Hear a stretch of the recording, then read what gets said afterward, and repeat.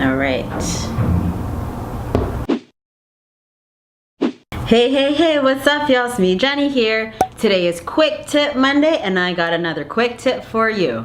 So, my quick tip today is, now this is my Holy Grail lipstick, so it's pretty much almost gone.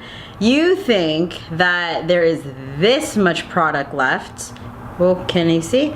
If you think that there's this much product left of lipstick in your tube, there actually isn't.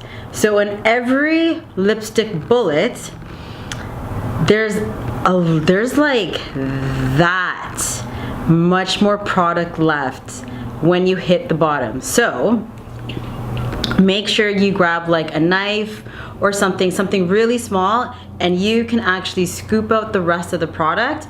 You can get at least 2 months worth of lipstick in just this alone. So that is my quick tip for you.